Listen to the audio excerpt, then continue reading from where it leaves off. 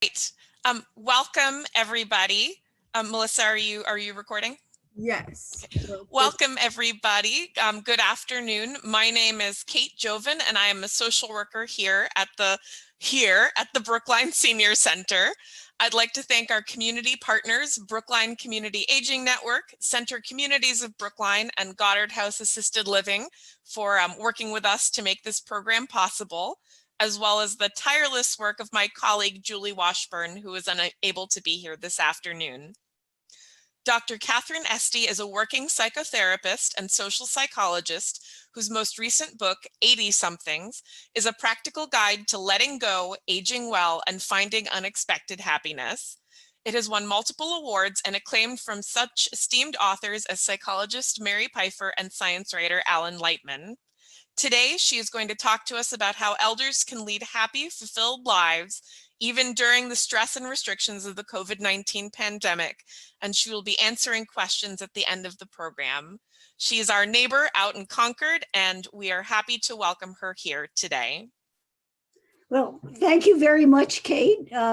It's really fun to be here. It's one of my pleasures during this time of COVID is having Zoom talks and being able to getting a chance to talk about what's on my mind about aging and aging well, and hearing what's on everybody else's mind, your mind. So I know I'll learn something too here today.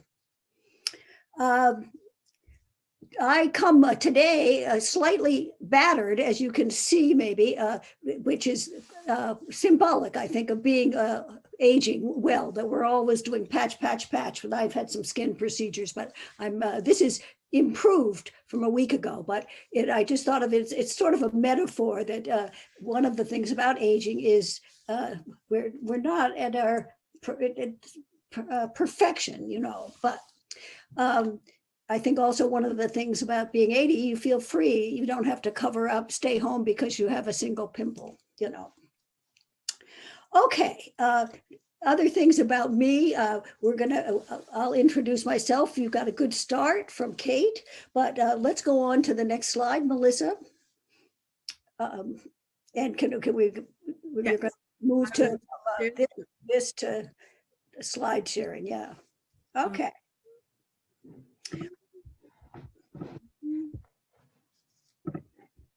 Okay, so that's let's go to that second slide. Yeah, the next one. There we are. So there's a picture of me with before the skin problem and the pre-cancer stuff, and there's a list of the kinds of things I've done, the multiple roles. I'm sure all of you, we've all had multiple roles, but my newest role, which is really just in the last 5 years, is the role of being a writer about aging and thinking about aging well. When I turned 80, I kind of was in a funk. And so I want to hear some of your thoughts about aging just to begin with. So I'm going to start with a question that I just want you to ponder, which is, I want you to go back to when you were a late teenager, 17, 18, 19, and think about yourself then and what you thought about older people in their 70s and 80s. Kind of think, what was your thoughts? And how much did you look forward to being 70 or 80, to growing old? So that's what we want to get in touch with. And I guess I won't have Melissa unmute, but I'll just say that when I ask audiences this, most people come up with some things like they thought of old people as frail, and some of them say sick or boring, slow. Some say kind and gentle. They love their grandparents. But almost everybody adds, when they think about did they look forward to aging, hardly any of us look forward to being a grandmother, to being or being in our 80s. There's a kind of pervasive fear of aging. So today's talk is really an update for all of you on some of the things about older people. I mean, my basic belief is all of us, I needed a catch up. All of us, I think, are not aware of what's happening, what the research is, what really is happening for people in their 70s and 80s, and how much we know about aging well. So that's what I'm going to talk to you about. We'll start with a few facts about, I'm starting from the book, I'm doing 80-somethings, but a lot of this is true of 70s and 60s and so on. But just about 80-somethings, there are about 11 million people in their 80s. Life expectancy in America is 79, but and our audience is mostly women here. For women, it's like 81, and for men, like 76. But it just in our lifetime, when we were born, many of us, life expectancy was 65. And that's why Social Security was fixed. You may know that, because that was when half the people died at 65. But something you may not have known, that was life expectancy was only 70 back in, I just lost my thought for a minute. In Thomas Jefferson's time, life expectancy was only 37. Now, what you don't maybe know is that when you reach 80 today in America, you have men have a life expectancy of 7 years, and women have the life expectancy of 9 years. Many people didn't realize that. But our country is not really at the forefront, and maybe you didn't know this either, that the life expectancy in Hong Kong and also in the whole country of Japan is 84. That's a full 5 years more than here. So some other countries that know a little something we don't know. But so that's just to ground ourselves in some facts about the kind of life expectancy. But let's go on to what I think is so important in thinking about aging, which is to take a look at what are commonly held beliefs and stereotypes. And what I'd like each of you to do as I talk about these, to say to yourself, is this something I believe, or is this something that I don't believe? Because I find that many of us are still holding on in our, just sort of taking for granted that these things are true. So the first one that I think many of us think, and especially as we try to tackle the computer, how many of you, when we try to learn a new trick, we've all learned Zoom in the last year, so that shows that we can do that. But you can also, if you want to feel stupid quickly, you can try to learn something fancy on the computer. At least that's true for me. So the first common belief, the stereotype, is that you can't teach an old dog new tricks, and that old people really can't learn that much. Another one that is that old people are slow, frail, and sick. Another thing, stereotype, is that old people are not interested in sex. People have taken that, and they always talked about dirty old men and so on, but they also, no woman is expected to be interested. And we have a stereotype that old, we can say a grouchy old man, usually it's men here, grumpy old man, but there can be grumpy old women too.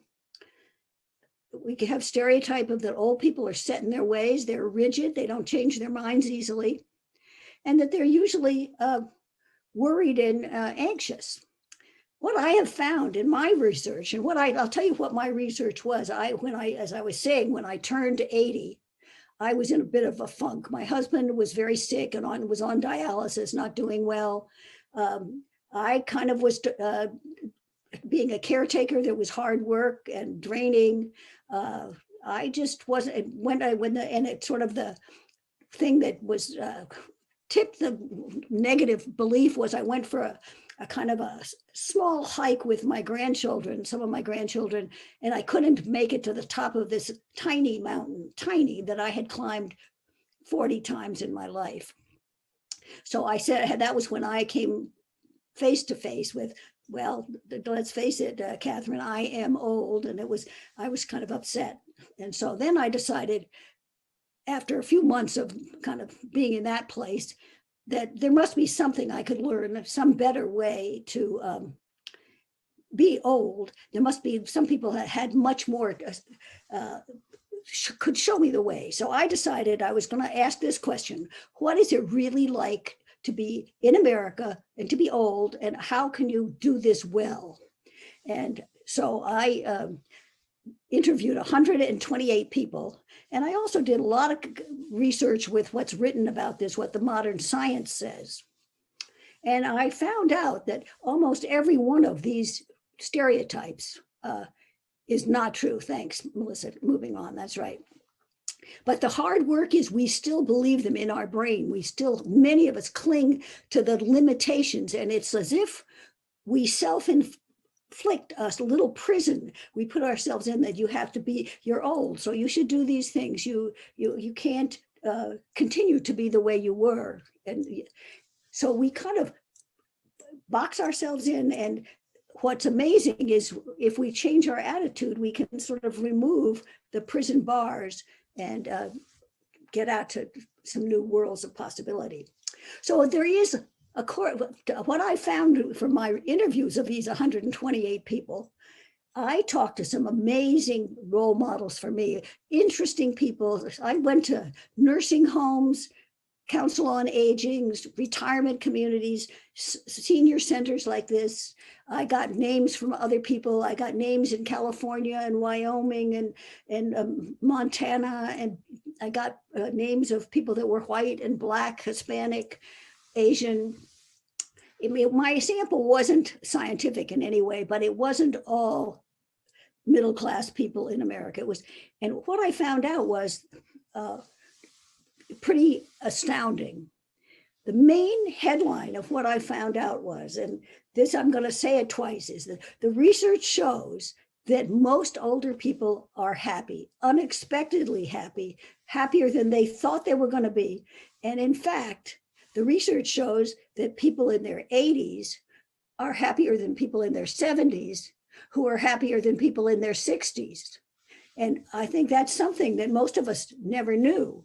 And there's good reasons why people are happy. And so I'm going to just say, to go over here, some of the reasons that people are happy. But if you have to take one thing away from this today, it is that the research, my own personal research, and the research of all the scholars on aging say that older people are unexpectedly happy, that they are, and that is something to write down. And so if you're feeling in a funk and not doing well, then that means it's kind of a nudge to change something in your life, because you deserve to be happier.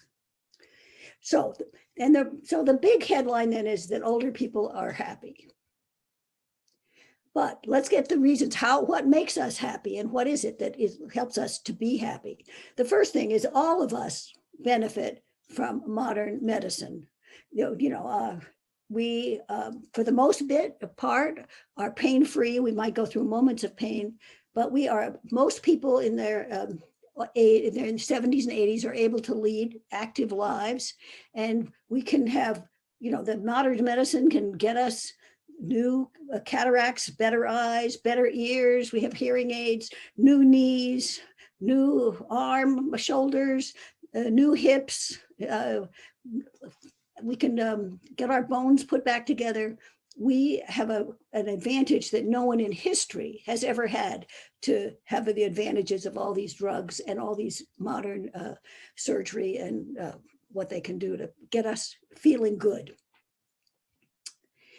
Now, this is another fact, this is number 3 here, that older people are less stressed, less worried, and less angry than others. Now, I want you to think about it, but I think about as a couple counselor, I'm a psychotherapist and I do couples. It's true that by the time couples gets in their 70s and 60s, they've kind of made their peace on the whole. The intensity, there's not very little or throwing things, screaming things. There are some couples, but not many. It turns out that the scientists have shown that people, it does, the negative emotions damp down in older populations, and the positive ones stay about the same. So that this is what goes into making older people happier than other people, other segments of the population. So another good news that you may or may not have known is that, and this is relatively recently, in the last 15 years, I think, they've just found out that about neuroplasticity of the brain. You probably have heard that term, but what it really means is that the brain is not rigid. It can continue dynamically to grow and to heal. And this is just incredibly important. I grew up, and I wonder how many of you can kind of raise your hands. Did you grow up thinking every drink you took, you would be told you're going to lose this many brain cells? And it was as if the brain had a certain zero-sum number of brains. And if you took these drinks each day, you'd be losing a few brain cells. And you kind of imagine by the time you hit 90, for instance, that you'd have an empty head. Now, that turns out to be totally false, that the brain, that we learned this about brain injuries, but also about that if we continue to learn and develop, we can postpone, the Alzheimer's by learning and continuing to learn and keeping active. And the other good news is that the rate of age, when the onset age of dementia has been pushed back. People are older, they get to be low. More people are in their late 70s or 80s before, not in their 60s and so on. So that's more good news. Now, some of the gifts I found of some of the good news about being old, from these people that I talked to, I found that one of the things is that we older people have a gift of time, that if you think back on your other life, you couldn't wake up when you were 35 and just say, well, now what will I do today? That most of us had obligations. We might have had kids, we had jobs, we had obligations, we had commitments, we had committees, we had so many dogs to walk, things, so that we spent our adulthood being very active, but we didn't have time to just say, well, let's see, what do I feel like doing today? Would I like to call a friend? Would I like to go for a drive? Would I like to take a walk? Would I like to go to the movies? And most of us now have that incredible gift to really decide what we want to do. And we have the gift of freedom from all these obligations. And I think the thing that I've learned that is the most different and what leads to older people being so happy is that in many ways we get ourselves off the rat race. I mean, that image of the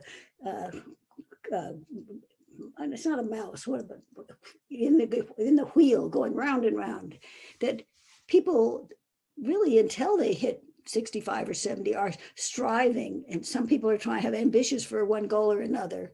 And but when you get to be older, many more people can stop this constant striving, are able to live. They're not looking ahead to the future, they're living right now. They begin to learn, I think, and you can ask yourself, are you more able now to live in the present moment than you were when you were 35 or 45 or 55? And I have come to see that this laying down that striving for goals of whatever kind, but just able to enjoy what is, taking the world as it is, accepting the world as it is, being in the world as it is just an incredible pleasure and a gift given to most of us old people. And I think what is so important is that all of us really, well, everybody that's listening today, we all are sort of having the privilege of being alive. If you think about what I said about Thomas Jefferson's time, when 37 was the average life expectancy.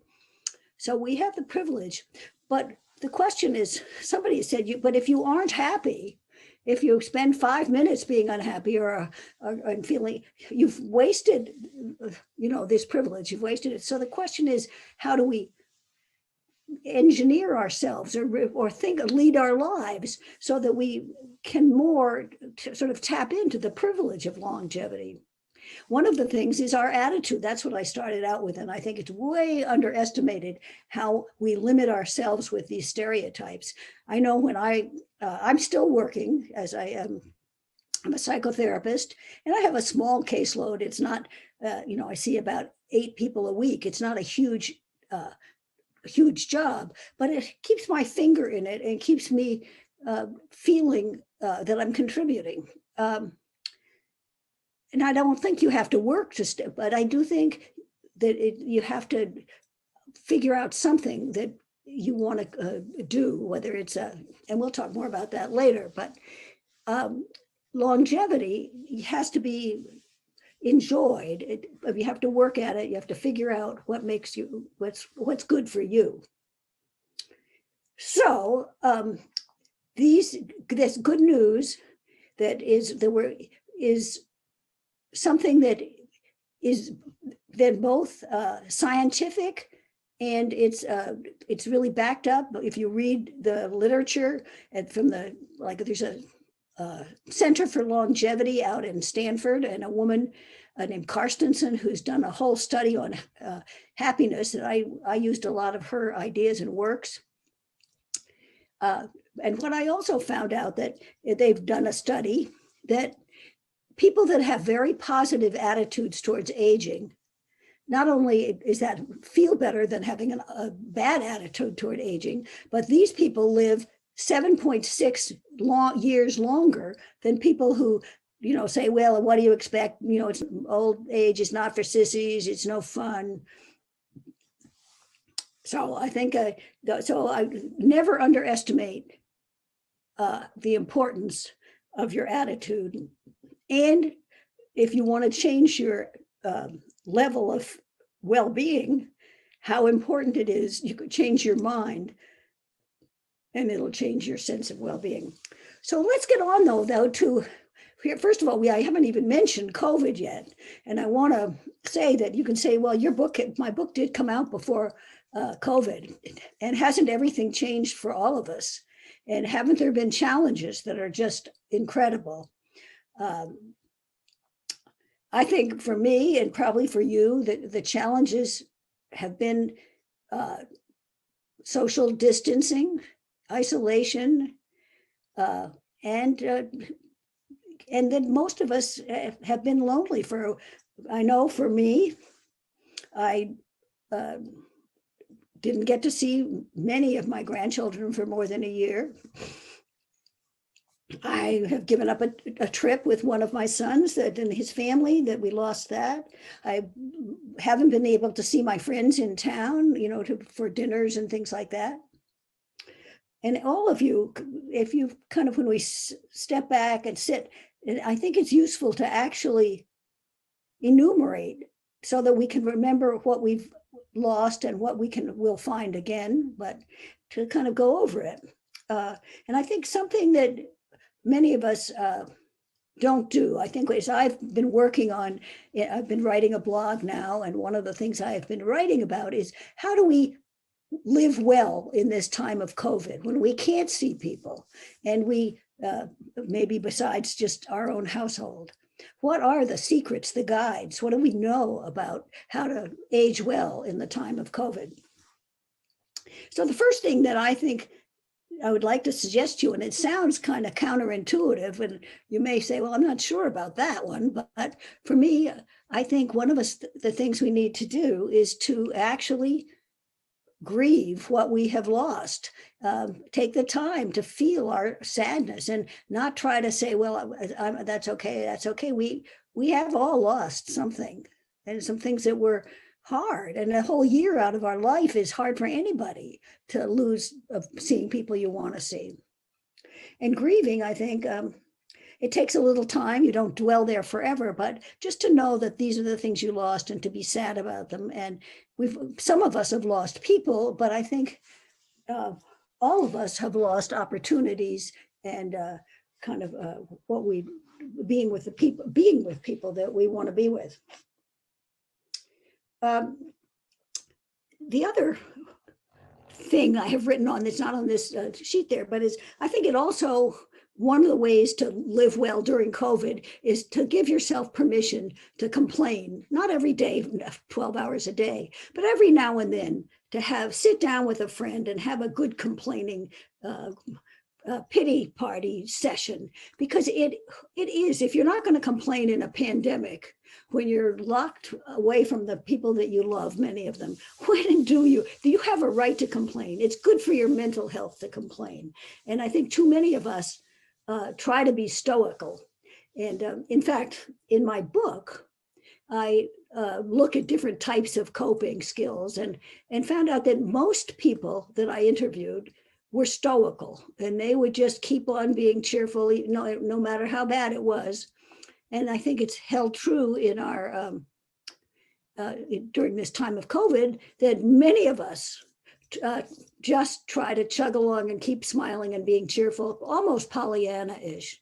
So I would urge you all to give yourself permission to complain now and then, and that way we move through the feelings and feel better, and it feels so good to just have a good complaining session. But then I think we all need to, if you want to really make the most of this COVID period, and I'm projecting that the next 3 to 4 months are going to be the very hardest, because I don't know, has anybody here gotten the shot yet? The vaccine? Anybody? But I can't see everybody on the thing, but I see some heads not shaking no. So the next 3 months are going to drag on because we're already kind of burned out, enough of COVID already. We're ready to get to the next stage, and yet we're not there. And it probably might be 3 months, 4 months, 6 months, 7 months before we get there. It's very long and discouraging to think about. So you're going to need all the tools and all the skills and all the knowledge of research to help you get through. And so because it's going to take some doing to go through the next months without feeling very wishing like you could just throw away your mask and go to a big party, go to a, here's what I've learned, and I've been doing a lot of research. I'm writing some blogs, so I've been calling people, finding out what's working for them during this period of COVID. And what I found out that actually works, and it works for me too, is one of the secrets of aging well in this time is having a routine, that this helps structure your time. None of us can control this COVID, the virus. What we can control is our own time, how we use it, and having a regular routine structures your time and then gives you a base. So I would encourage everyone to figure out what works for them. And for me, everyone's going to be different, but I've been much more regular in my meditation, and I try to meditate 20 minutes a day. And again, research says that if you want to improve your well-being, your mental health, your relationships, if you want to strengthen your immune system, and the 20 minutes of meditating with the breathing is, and you do it over months, that this is almost a surefire way of elevating. They say it's like how a baby develops well with a loving mother. A person our age develops well with a meditation routine in there. And so it's a pretty amazing thing, and it's free, so any of us can do it. But I also do some stretches and some exercises, and some of you probably do some of that too, and you may do other things. But even having breakfast at a regular time, sometimes for some people it may not work, but for me it works. And then you try to be spontaneous and build in other things around it. But the routine, it does seem to give a sense of well-being. The other, I had mentioned back a bit about how important it is to have a purpose. I mean, no matter what your age, it's important to have something that you're doing. I first learned this, I visited in Israel once, a kibbutz, and a community of people that were like 900 people of all ages. And they it was the first time I was sort of seeing that maybe in America, and what I'd seen in here, older people were being asked about or demanded about, because there I learned that everybody, if they're when they were 60, 70, 80, 90, they all had a certain amount of work, a job. And the people that were like 95, it might only be for 4 hours a week. But it was not that you retired at 65 and then you were on vacation. It was that everybody contributed to the community. And then, so that part of it is the contribution, but part of it is a purpose. And I think I've seen older people, when I was in my interviews for the books, people had purposes such as doing a genealogy of their family. They had purposes of being a photographer. They had purposes of taking care of their grandchildren. They worked in soup kitchens. They were painted pictures. And I think it doesn't matter what it is, but it has to be something that you enjoy and something you want to do, and that this is what keeps people going. At my retirement community, one of the interesting things that happened is somebody brought in a kiln when they came in. And so for the first time, people could do pottery and ceramics, and over 100 people learned how to make bowls and do things. And some of the people, like 20 of them, it became a whole way of life. It became the whole group that were creating these incredible pots, and we had them creating birds and then fishes, and we have so that people can take on new purposes. And that too is part of the idea that you can learn that our brain, we don't stop when we're 65. And so just because you are now 75 and have never done this or that, our brains, we can learn new things. So I'm encouraging you to all find some things that you like. The other thing we do know, and this is probably the most important thing, in times of COVID, we have to make up for the lack of connection, where we're isolated. Here at my retirement community, we were pretty much in our apartments for 12 weeks with nobody else. And that was a long haul. I luckily have a new partner after my husband died 2 years ago. I found a young man and I found each other, and we're now partners, which is wonderful. But it isn't nice to be alone. It's hard. And but all of us, even if we have a partner, even if we have a spouse, there's other people that we're missed. In our friends, our children, our buddies, our neighbors, our people the mailman, the people that we just, casual people. There's a theory that this one man has written about connection, saying that we all need 3 levels of connection. We need the people we love, our confidants. We need people that are our friends that we feel connected to. And we need people in our communities that these weak connections are often as important. And I think I had a client just this week tell me, he'd been alone all by himself, and he just was feeling very depressed. And he went to Donlands, and somebody smiled at him. And it sounds so small, but it changed his mood. And he had been feeling really rotten for like weeks.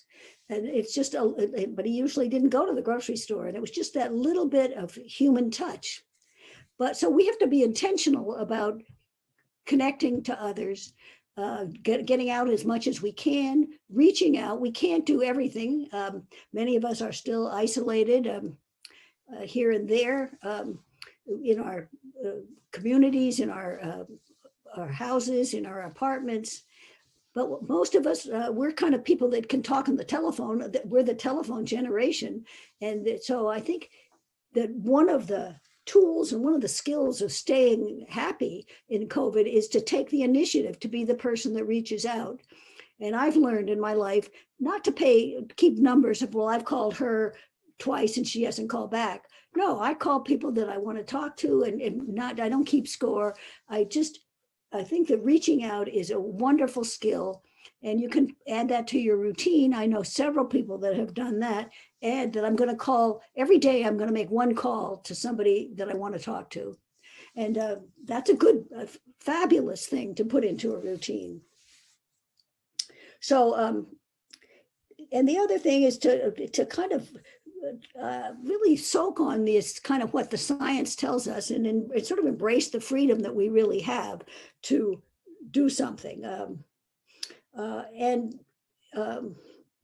explore what is possible. This is what I think is, we have not realized what is possible for older people. And we're just beginning to see that we can age and we can continue to grow and be dynamic.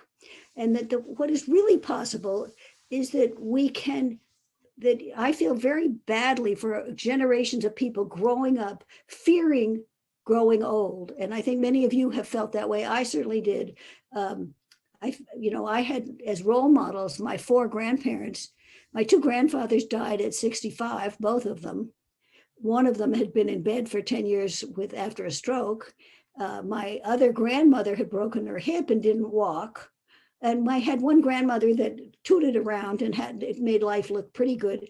But, she had a garden and a rose garden, and she had a good life. But the general picture that I grew up with made me not look forward to being old. And so, one of my dreams, I have this vision of a world where more people see the possibilities of aging, and more people have the skill and the attitude about it, that we can do so many things we didn't know we could do. And so my vision for old age really is a world where all of us and all our kids grow up kind of seeing that old age is not to be feared, but that there's much to be looked forward to, kind of a new kind of world where you don't have to strive, where you can live in the present, where you can have love and affection and relationships and time for that. And that finally people have a chance to explore parts of themselves that they never had before, that all of us have unknown potentials that we haven't had the time to look at. And what we can do when we're older is to take time for doing things. I know during COVID now, I'm journaling again. I go in and out of keeping a journal, but now in COVID, I'm keeping a journal. I'm interested in dreams. I go in and out of watching my dreams.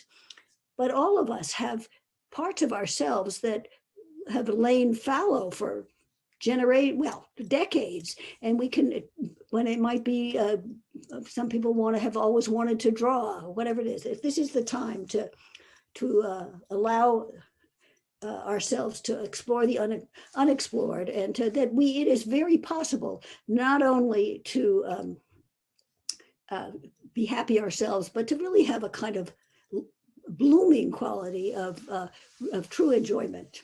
So I'm going to stop there, but I would like to hear your responses. What I'd like you to tell me is what struck you in this. What are your reactions to this? Because I want to learn what doesn't make sense to you, what are your concerns right now about aging, and what are the things that triggers that you heard in the talk that made you think of something or ask a question? Because I'm really want to continue. And now you're to learn, like after COVID, where are we as an older group, and how do we feel about aging well, and so on. So I'd love to hear some questions or your own comments, reactions.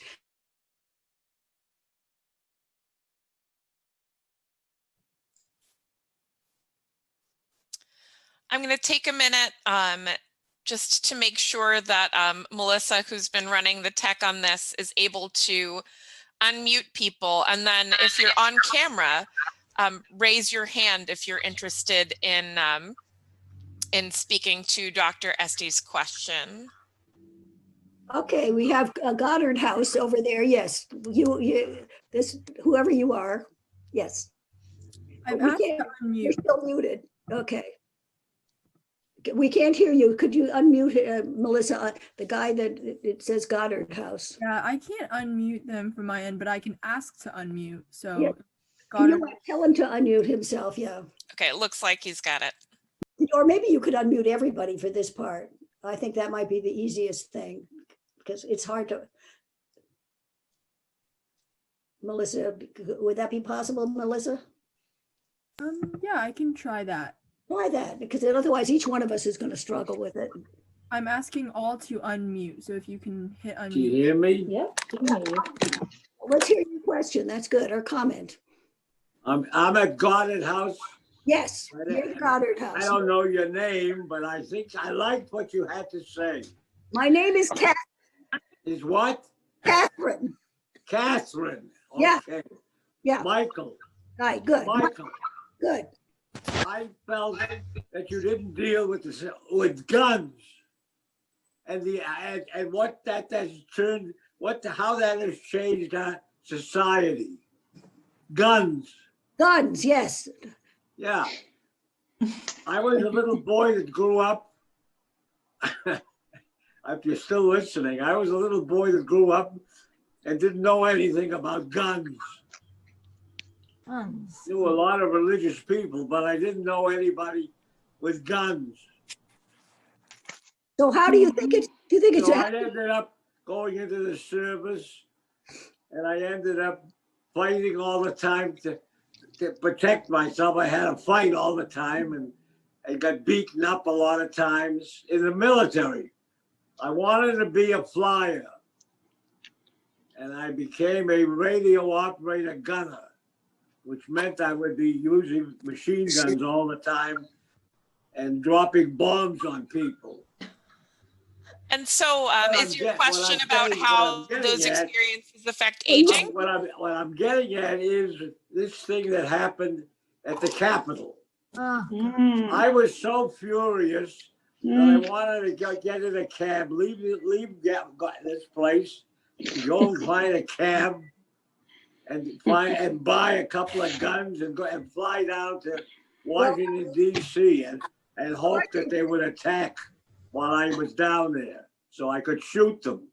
so Michael, I know we all have those kinds of feelings, and it's just good that I felt very glad that Washington DC has an anti-gun law, because it meant that there were many fewer guns down there. And I do think guns have made it, but I think for us old, I luckily still do not know much about guns. I shot them. Well, I learned a lot about guns. I'm sure you did. Another thing was I ended up as a principal of a school. Well, then you didn't, and luckily in those days it wasn't. Wait a minute, I'm not. Then I became a principal of a school. Good. Okay, and I kept reading about these thugs, these SOBs that would attack a school and kill little children. I know, it's terrible. Thank you. So Michael. That bothered me very much. So Michael. In Texas, they said they were going to give guns to the principals. Oh. I thought this was not a bad idea, but It might have been a bad. but a lot of the teachers in my school were Michael, very can I upset interrupt? about that. Can I interrupt you now? I want to give another person. Yes, go ahead. Thank you. I really appreciate that. And guns have done lots of bad things for our lives, I think. All right, it looks like S. Lewin 300 has a question. Yes, hi, Catherine. As a clinical social worker, I deal with elders only. I'm also a geriatric care manager. And I have one client who is stuck in a depression and negativity. She's had a great life, but unfortunately a couple of very bad losses, one of her children, a spouse. And as much as I say, write all the positive things down from one week to the other and try to dwell on positive things, she's really stuck. Is there any advice how to unstick somebody from the negativity? Well, I think in general, I do, just as you heard in my talk, I think if anyone is depressed, in any elderly person like she is, the first thing I want to do is get a psychiatric evaluation, because I do believe some people need medicine. I don't think depression is part of being old. And once we realize it's not part of it, you're on the right track to say you've got to be doing something. So I'd start with getting her to a psychiatrist, see if she can do something.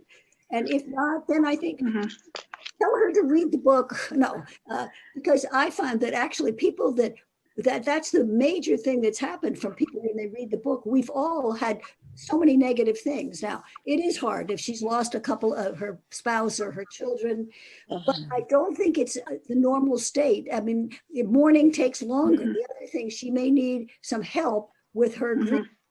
We don't grieve well here. So I would say to a spiritual Yeah, she won't take medication. We've crossed that bridge many a time. She will not take, any medication. But I also want to say, as a 19-year-old, way back when, I was never thinking of older people or what I was going to be like when I was older.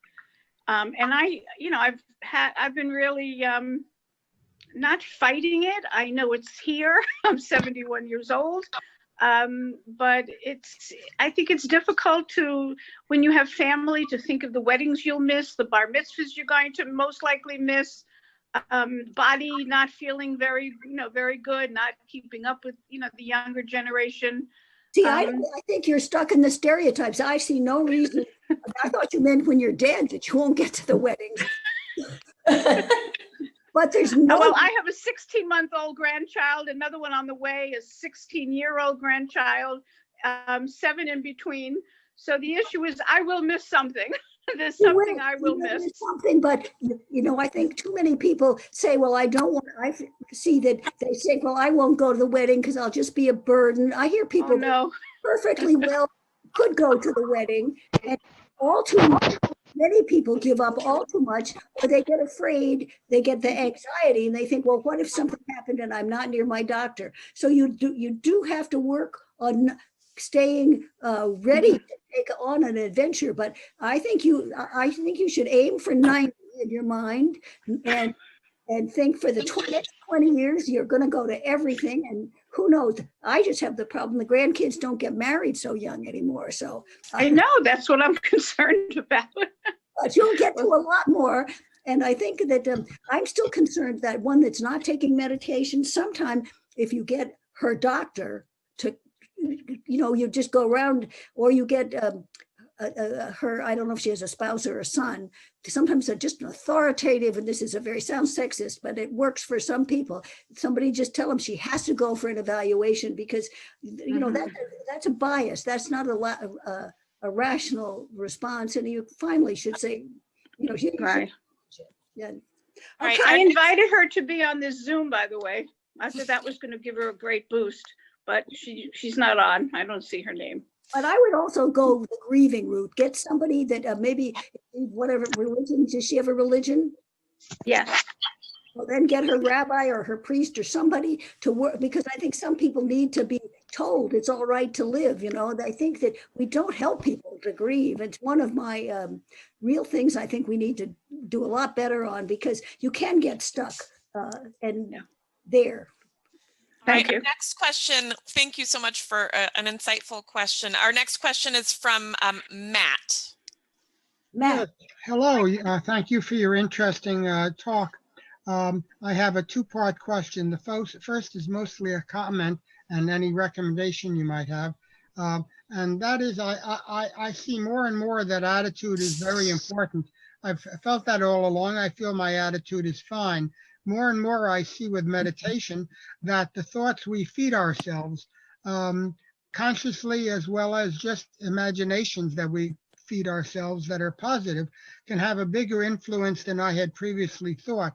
And if you have any reference that not just tells me about that, but really dives deeper, then I already have some insights, but dives deeper, that would be nice. The main part of my question is to compare living independently, and I'm quite independent. I have a car and I get around fine. But as I get older, and when I get to be your age and older, is it better to be living in a senior residence community, assuming independent living, or is it equally well to be on one's own? What are some of the criteria that one might use? Like, I live very close to the senior center, so I say, is it really worth moving to a senior residence? I'm close to the senior center, but they do have other things, like they have a pool, they have meals, etc. I don't want to go on, but that's the main part of my question. That's a wonderful question, and I think there's no definitive answer. Most, only about 5% of people live in nursing homes, and not that many people live in retirement communities. It's a small segment of the population, but I do live in a retirement community. I think here, a lot of people come when one of the spouses has compromised in some way. The reason is that they need support. They can't manage And so, but I think once you're here, I'm in the community is fabulous. I keep thinking when my husband died, I would have been in a house alone, having dinner by myself, you know, and it's just a much lonelier life here. When your husband or wife dies, the community rallies around you, you have people dropping by. It makes it much easier. And when people don't get very old in their, like 86, I'm 86, that didn't come out earlier, but I'm glad to tell you. And I sometimes even add into it, and I weigh 137 pounds, just to sort of get the spirit of full disclosure. So we'll all be very old. But I think it's a great question. And I think we, with COVID, people in retirement communities got sort of locked in, some of them, and they couldn't have visits. So it made people really ask your question even more firmly than they had before. So I think the power of being able to be in a community and live in community when you can't, as you get really old, you don't drive at night. Most people, I mean, I still drive, but I don't drive much at night. Just I might drive. We have one house that's half a block away. I do go to that, but so I think you should look at the opportunities for community that you have and what you would have there, and you have to kind of go when it's your photo. You look kind of young and hearty, but when it's really, I think you have to go when you maybe have something that is just a warning sign that you would be better to have some help around. Are there any recommendations that you might have for one type of residence versus another? I mean, they're all similar in basic part, but like Brookhaven and LaSalle put more emphasis on education. Then there are others that are smaller. A place like Brooksby has extremely large numbers of people. You get quite a bit of diversity. Any thoughts on that? You know, I think maybe we shouldn't have Dr. Esty make sort of specific recommendations like that, but Okay. you know, that is actually a wonderful thing. You know, if you are interested in talking over some of those details, if you are a Brookline resident, any day of the week, you can call the Brookline Senior Center. Our phone number is 617-730-2770. And leave a message, and someone can give you a call back to really have some of these talks, and we're happy to do it. So I think your question is wonderful, and I think the generalities can be for everyone, and then sort of specifics, we'd love to have you give us a call. I think our next question, and I'm mindful we only have about 5 minutes. If someone can correct me, but I believe that we're just until 3 o'clock, but Selma had her hand raised with a question a while back. Okay, Selma, hi. Okay, can you hear me? Yep. Okay, I want to thank you very much, Katharine. I read the book and I couldn't put it down. I thought it was going to be more of the same, but it isn't.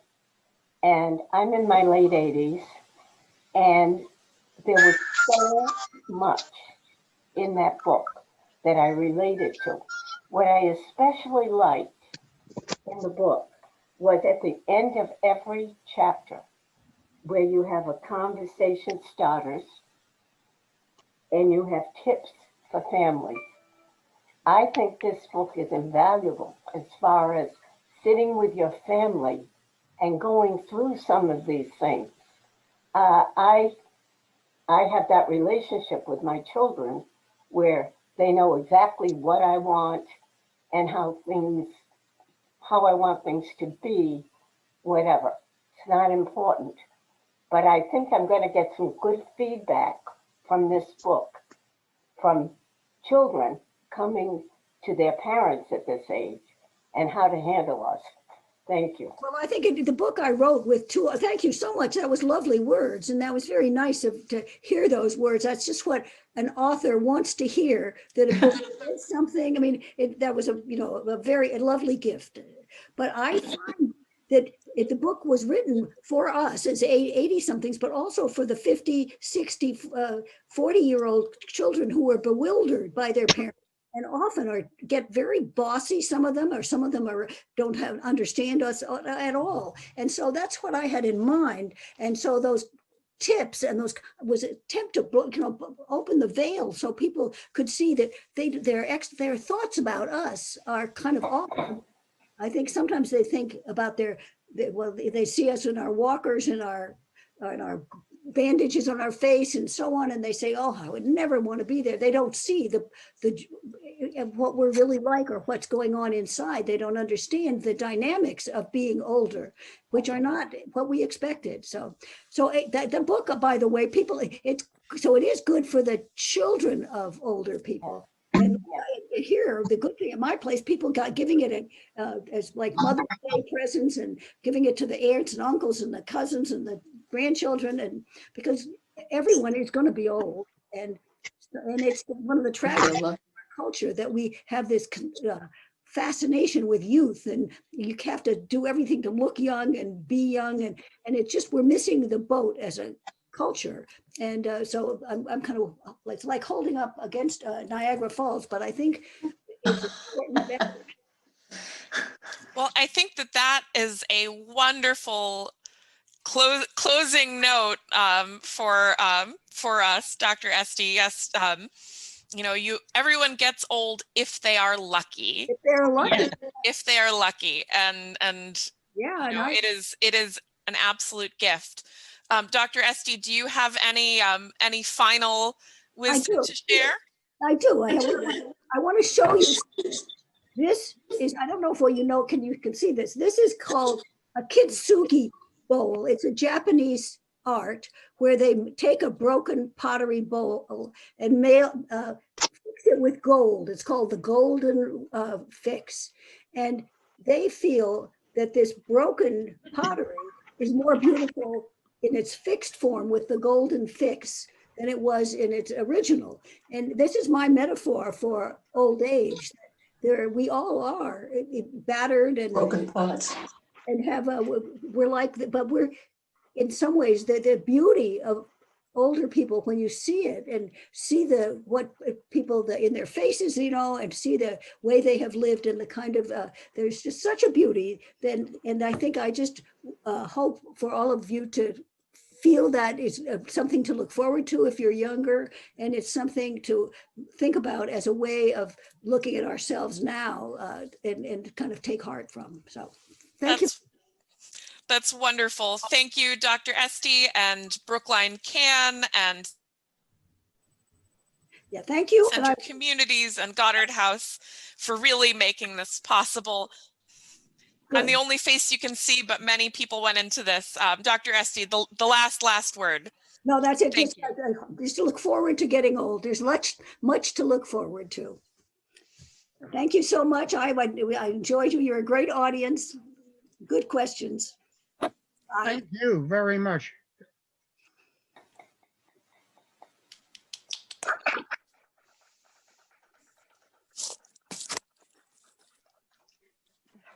All right, Melissa, let us know when we've stopped recording, and thank you everyone for coming, and keep your eyes on our newsletter and website and all of the websites of our partners, and we'd love to have you at further events.